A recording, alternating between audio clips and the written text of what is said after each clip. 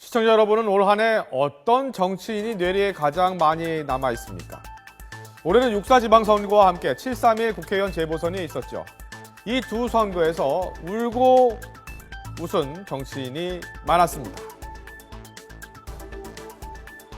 먼저 서울시장 선거에 새누리당 후보로 출마한 정몽준 전 의원. 실선의 정 전 의원은 그러나 아들의 SNS 파문으로 선거에 결정적인 타격을 입었습니다.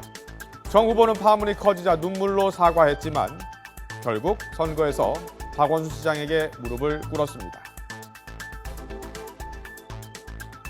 존경하는 국민 여러분, 제 아들의 철없는 짓에 진심으로 사과드립니다. 제 막내 아들 녀석도 또 그렇게 용서해 주시기 바랍니다.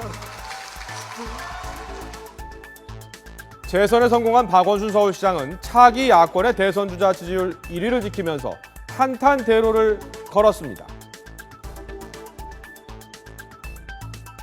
그런 질문들이 왕왕 있었지만 저는 제가 중심을 제대로 잡고 정말 천만 서울 시민들의 삶의 질과 또 안전을 위해서 최선의 노력을 늘 다하겠다, 이런 마음가짐을 갖고 있습니다.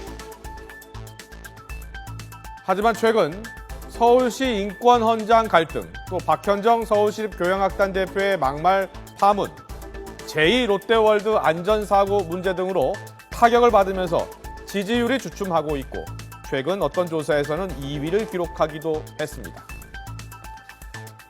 새정치민주연합의 안철수 의원도 시련의 한 해를 보냈습니다. 연초에 독자 창당을 추진하다 실패한 뒤 민주통합당과 합당을 해 새정치민주연합을 만들었으나 역시 지방선거와 재보선에 잇따라 패하면서 스스로 물러나야 했습니다.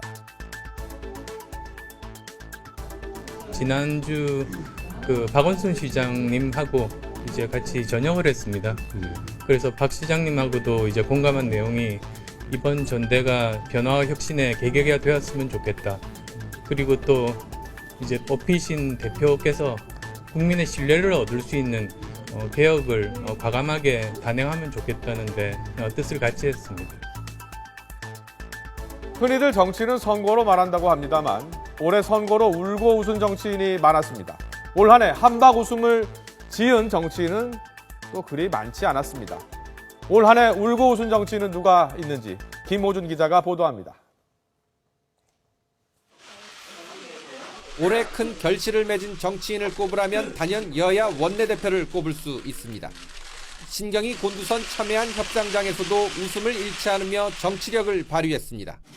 야당이 여당 잘하라고 이제 잘했던 우리가 만든 거예요. 그래요? 여당이 있는데 이 양반 웃기냐고. 이게 우리가 가져온 떡입니다. 그 결과 예산안을 법정 기일 내 처리하고 공무원 연금 개혁과 자원외교 국정조사 같은 민감한 현안도 합의를 끌어내는 등 여야 상생의 가능성을 보여줬습니다. 개인적인 스타로 우뚝 선 건 누가 뭐래도 새누리당 이정현 의원. 여당의 불모지였던 호남에서 당선되며 7.30 재보궐선거의 대승을 이끌었습니다.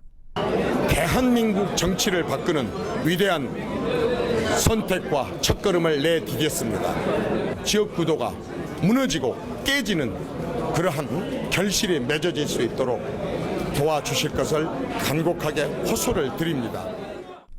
반면 새정치민주연합 김한길 안철수 공동대표는 재보선 참패로 책임을 지고 사퇴했습니다. 이겨야 하는 선거에서 졌습니다. 죄송합니다. 모든 책임을 안고 공동대표의 직에서 물러납니다. 또 세월호 특별법 협상 등으로 당내 반발을 산 박영선 전 비대위원장은 결국 눈물을 흘리며 모든 당직에서 물러나야 했습니다. 말이 화근이 된 의원들도 있었습니다. 개헌 발언으로 대통령과 각을 세운 것처럼 보였던 새누리당 김무성 대표는 그 뒤 줄곧 침묵을 지키고 있고 같은 당 김태호 최고위원은 사퇴를 번복했다 컴백쇼를 했다는 여론의 문매를 맞았습니다. 연말 정국을 떠들썩하게 했던 통합진보당 해산 결정으로 이정희 전 대표는 결국 여의도 정치판을 떠나게 됐습니다. YTN 김호준입니다.